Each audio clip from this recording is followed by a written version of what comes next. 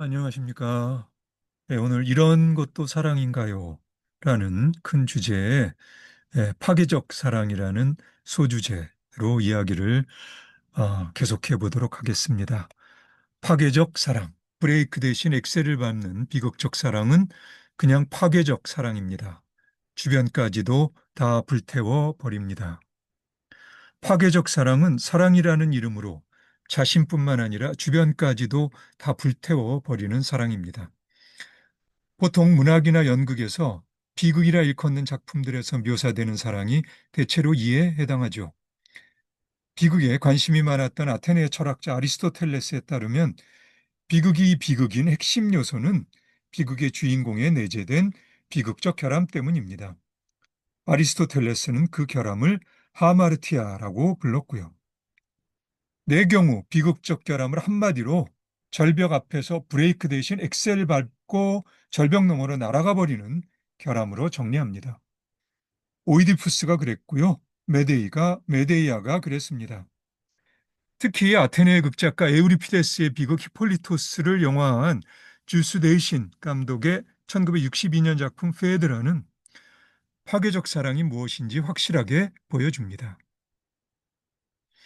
페드라는 선박회사를 하는 돈 많은 남자 타노스의 두 번째 부인 페드라와 첫 번째 부인의 아들 알렉시스, 그러니까 새엄마와 의붓 아들과의 불륜의 사랑 이야기입니다.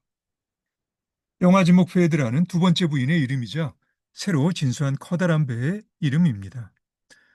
타노스는 배가 진수하는 날 페드라에게 어마어마한 다이아몬드 반지를 선물하죠. 사실 알렉시스가 페드라를 사랑하게 된 순간은 설득력이 있습니다.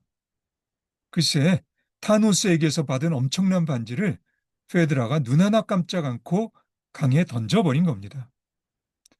돈과 권력을 다 갖고 있던 아버지의 권력에 반항하던 아들에게는 경이로운 순간이었습니다. 사실 이 순간 페드라에 잠재되어 있던 극단적 성향이 드러났습니다만 설마 그 정도까지 파괴적일 줄 누구도 예상하기는 어려웠겠죠. 페드라와의 불륜이 점점 힘들어졌던 알렉시스는 정신을 차리고 관계를 수습하려 하는데 페드라는 그게 안 됩니다. 페드라로부터 벗어나기 위해 알렉시스는 타노스의 사업에 큰 도움이 될 가문의 딸과 결혼하려 합니다.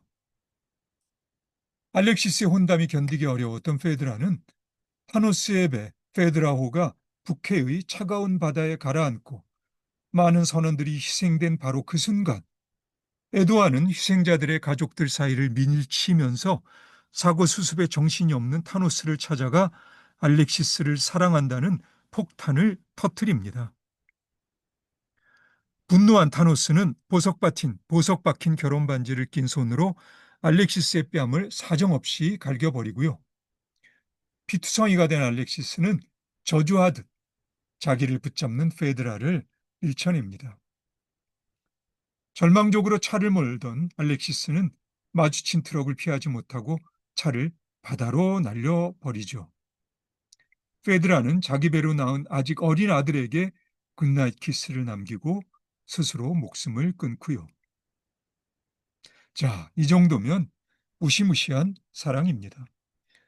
페드라가 절망에 빠진 선원들의 가족 사이를 헤집고 타노스의 사무실로 들어오는 모습은 괴물에 가깝습니다. 사랑이 사람을 이렇게까지 만들 수 있는 건가요? 지옥에서나 들려올 것 같은 목소리로 페드라는 알렉시스에게 함께 가자고 말입니다. 알렉시스는 죽어버리라고 대꾸하죠. 마지막 순간에 차문을 열면서 알렉시스는 페드라에게 말합니다. 나는 이제 겨우 24살일 뿐이에요. 알렉시스의 죽음이 집으로 들어올 때 페드라는 깨지 않는 잠으로 들어갑니다. 영화는 언제나 영광스러울 것 같던 페드라호와 함께 북해의 차가운 바다에서 실종된 선원들의 이름이 불리면서 끝납니다.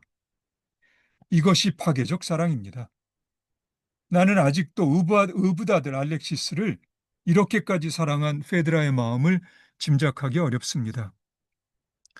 물론 알렉시스에게는 나이 든 사람의 모성애를 자극하는 소년 같은 모습이 있습니다. 그리고 알렉시스와 헤어지는 마지막 순간, 페드라는 자신의 아랫배를 마치 출산할 때와 같은 고통스러운 몸짓으로 움켜쥡니다.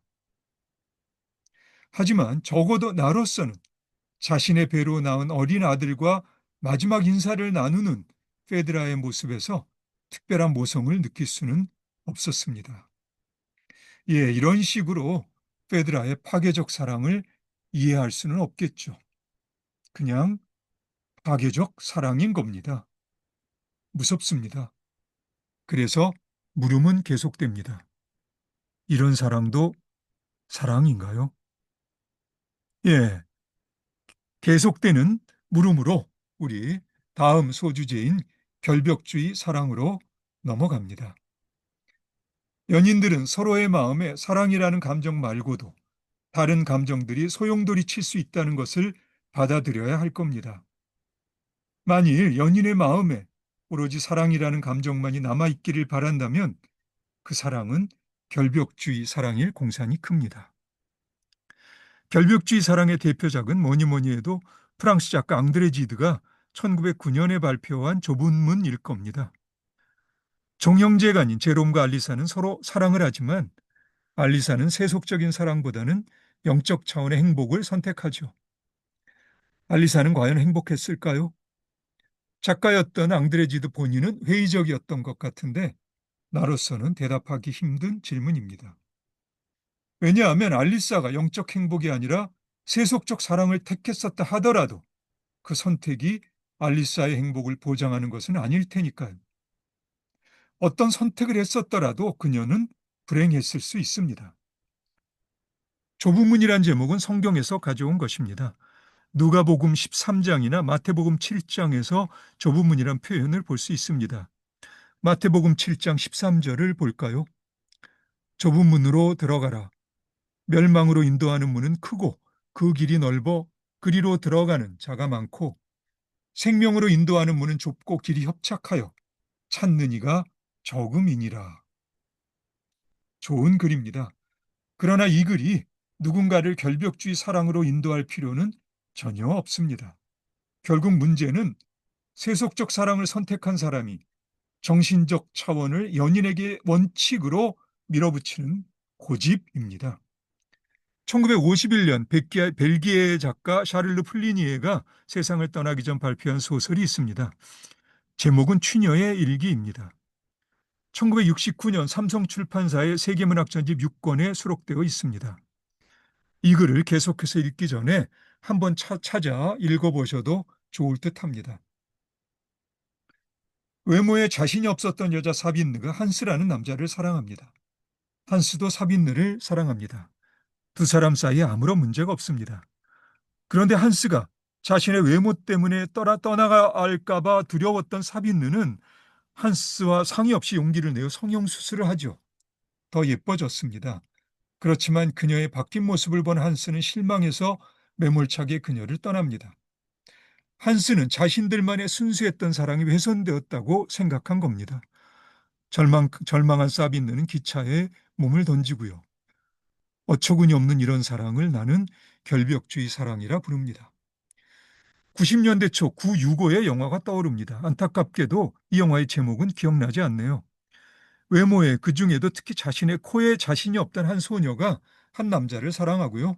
그 남자도 이 소녀를 사랑합니다. 소녀는 남자와 상의 없이 코를 성형합니다. 더 예뻐졌어요.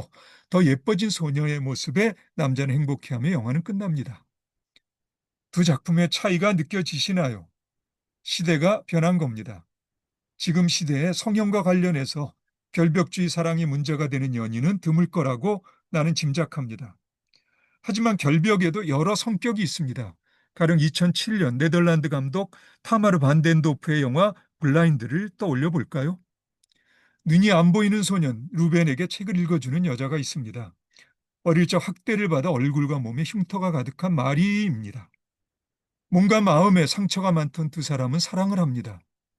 루벤은 수술을 받아 눈이 보이게 되지만 이미 마리는 루벤을 떠난 후입니다. 이제 청년이 된 루벤은 마리를 찾습니다. 도서관에서 마리 같아 보이는 여자를 루벤은 따라갑니다.